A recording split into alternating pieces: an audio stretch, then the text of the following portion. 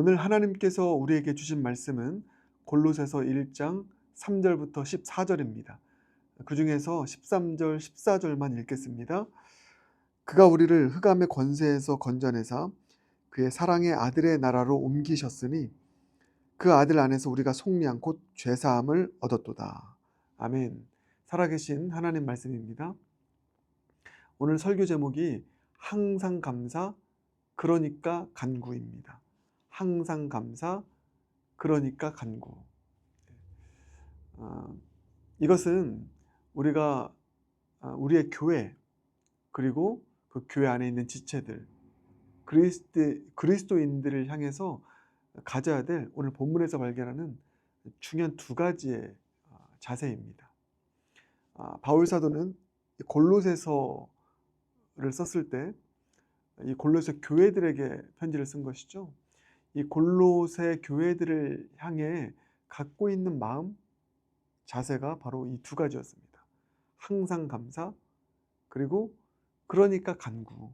이 두 가지요. 우리도 우리의 교회에 대해서 또 그 교회의 몸된 지체들에 대해서 이 두 가지가 있으면 좋겠습니다.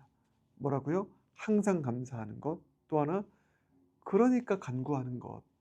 이 두 가지 마음으로, 자세로 우리의 교회, 또 우리의 몸된 지체들 바라볼 수 있다면 얼마나 좋을까. 그런 마음의 소망을 갖게 됩니다. 오늘 본문을 보면 바울이 이 두 가지 마음을 갖는데 하나씩 살펴보겠습니다.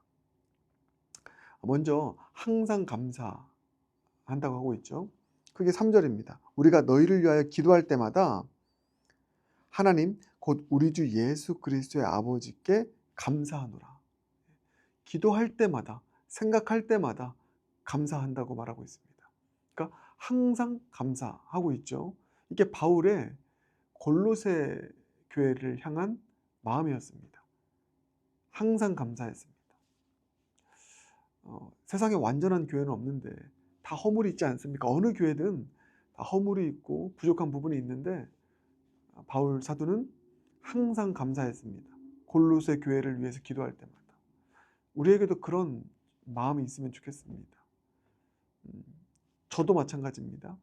항상 감사했으면 좋겠습니다. 교회를 생각할 때, 여러분을 생각할 때. 어떻게 항상 감사할 수 있을까?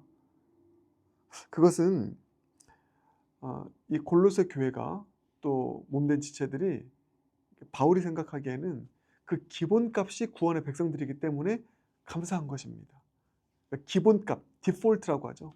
그 기본값이 이들은, 이 교회는 하나님의 교회야, 하나님의 자녀야, 하나님의 백성이야, 이런 확신이 있었던 것입니다. 그러니까 비록 조금 모자라도, 조금 부족해도 하나님의 백성이고 하나님의 자녀이니까 항상 감사할 수밖에 없는 것이죠. 기본값이 하나님의 백성이니까, 기본값이 하나님의 교회이니까 항상 감사한 것입니다. 여러분도 마찬가지입니다. 기본값이 구원의 자녀이기 때문에, 기본값이 하나님의 교회이기 때문에 그 시선으로 바라보며 항상 감사할 수 있길 바라겠습니다. 그 기본값이 바로 오늘 읽은 본문입니다. 13절 14절. 그가 우리를 흑암의 권세에서 건져내사 그의 사랑의 아들의 나라로 옮기셨으니 그 아들 안에서 우리가 속량 곧 죄사함을 얻었도다. 우리는, 여러분은 더 이상 흑암의 권세에 있지 않습니다. 하나님의 사랑의 아들의 나라로 옮겨진 자입니다. 하나님의 나라의 백성입니다. 죄사함을 받았습니다. 속량을 받은 자들입니다. 기본값이 그런 자들입니다. 그러니까 항상 감사한 것입니다. 모자란 것 있고 부족한 것 있어도 만약에 그렇지 않으면 감사할 수 없겠죠. 절망하겠죠. 어떤 경우입니까? 흑암의 권세 가운데 계속 있다면, 그러면 그러니까 멸망의 놀이터라고 제가 표현하겠습니다. 그러니까 멸망의 놀이터에 교회가 있고 그 사람이 있으면 감사할 수 없죠. 그렇지 않습니까? 그러나 지금 이 골로새 교회와 교인들은 바울 사도가 보기에는 어떻습니까? 하나님의 나라로 옮겨진 자들입니다. 그러니까 구원의 방주라고 하는 이 안전한 곳에 있는 것입니다. 그러니까 그 구원의 방주 안에서도 때로는 부족한 것 있겠죠. 죄스러운 모습이 있겠죠. 그러나 그래도 멸망의 놀이터에서 노는 것이 아니라 구원의 방주 안에 있기 때문에, 그렇기 때문에 감사한 것입니다. 다행인 것입니다. 기본값이 하나님의 백성이고 하나님의 자녀이고 하나님의 교회이니까 우리는 항상 감사할 수 있는 것입니다. 그렇지 않습니까? 하나님의 품을 떠나서 멸망의 놀이터에서 놀고 있다면 참 가슴 아픈 일이죠. 그러나 구원의 방주 안에 있으면 때로는 말썽 부리고 때로는 내 마음에 들지 않는 모습이 있고 부족한 부분이 있어도 얼마나 감사합니까? 그래도 떠나지 않았으니까. 구원의 방주 안에 있으니까.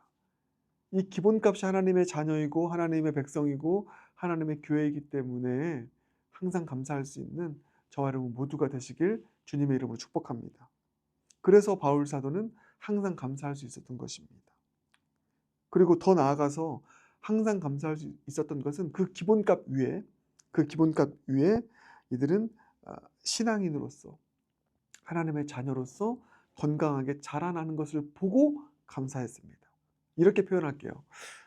특별하게 엄청난 특출난 일을 하지 않아 특출나게 어떤 두각을 나타내지 않는다 할지라도 건강하게 하나님의 자녀로 그렇게 자라나는 것들을 보면서 신앙인으로 살아가고 건강하게 하나님의 자녀로 그렇게 자라나는 그런 신앙의 일상을 보면서 바울 사도는 항상 감사할 수 있었던 것입니다. 그게 이제 4절, 5절, 6절 말씀입니다. 보세요.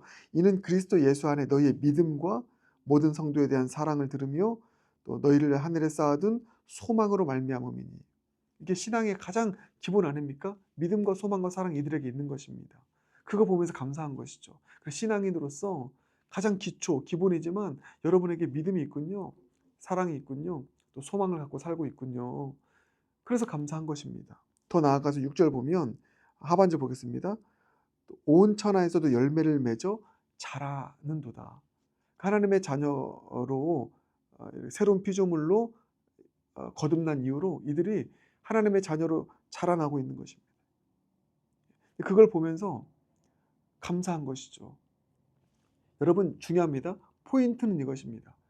이 골로새 교회가 특출나게 엄청난 역사를 일으키고 특별하게 엄청난 일들을 해서 감사하는 것이 아니라 이런 기본값을 가지고 하나님의 자녀로 건강하게 그렇게 자라나고 있는 그런 일상의 신앙의 모습을 보면서 항상 감사할 수밖에 없었던 바울의 모습. 여러분 이해가 되시지 않습니까? 우리의 자녀들 사실 여러분 우리가 항상 감사할 수 있는 것, 아니 항상 감사해야만 하는 것은요. 우리 자녀들이 건강하게 그렇게 자라나는 것만으로, 존재하는 것만으로, 내 자녀로 있는 것만으로, 건강하게 성장하는 것만으로 우리는 감사해야 되는 것입니다. 근데 감사를 잃어버릴 때가 언제입니까? 내가 원하는 기대 수준으로 더 특별하게, 특출나게 무엇을 더 잘하고 세상에 있는 그 어떤 자녀들보다 더 두각을 나타내는 그런 삶을 살아야만 감사하는 그런 것들이 있다면 우리는 항상 감사할 수 없을 것입니다. 그러나 잘 생각해 보면 내 자녀로 있는 것, 존재하는 것, 그리고 건강하게 그냥 일상을 살아가고 자라나는 그 모습만 바라봐도 그렇게만 살아가도 우리에게는 그게 감사거리가 되지 않습니까? 특출나게 자라지 않아도요. 바울 사도에게 그런 마음이 있었던 것입니다. 여러분 이 말씀이 저에게 얼마나 큰 도전이 되는 말씀인지 모릅니다. 저도 목회자로서 욕심이 있지 않습니까? 근데 욕심이 있어서 뭔가 특출나게 뭘 더 잘 해내고 교회가 더 특출나게 어떤 그 여타 교회들보다 훨씬 더 압도적으로 뭘 잘해야만 만족하고 감사하는 게 있다면 그게 저의 기대라면 저는 항상 감사할 수 없을 것입니다. 그러나 우리는 하나님의 사랑하는 교회야. 주님의 사랑 안에서 아름답게 존재하고 그리고 이렇게 아름답게 잘 자라나고 있어. 무탈하게 자라나고 있어. 이런 사실에 만족하고 감사할 수 있다면 저의 목회도 저의 삶도 바울처럼 항상 감사할 수 있는 것 아니겠습니까? 바울 사도가 항상 감사할 수 있었던 것은 바로 여기에 있었던 것입니다.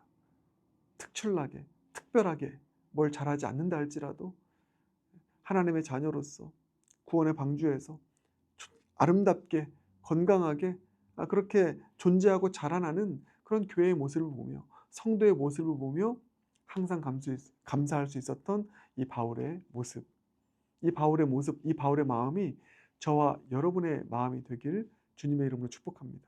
그런 차원에서 항상 감사할 수 있는 저 여러분 모두가 되길 바라겠습니다. 그런가 하면 바울 사도가 이 골로새 교회들을 향해서 갖고 있었던 또 다른 자세, 또 다른 마음이 뭐라고요? 그러니까 간구하는 것입니다. 그게 7절부터 12절까지입니다. 7절부터 12절까지는 바울 사도가 골로새 교인들을 향해서 간구하는, 그들을 위해서 하나님께 간구하는 것입니다. 이들이 하나님을 아는 것에서 자라나게 하시고 또 잘 견디게 하시고 오래 참음에 이르게 하시고 또 빛 가운데 성도의 기업의 부분을 얻게 합당하게 하신 아버지께 감사할 수 있는 이런 신앙으로 아름답게 잘 그렇게 성화되길 원합니다. 간구하는 이 바울의 모습을 보게 됩니다. 그러니까 간구한 것이죠. 어떤 차원에서의 그러니까 간구이냐?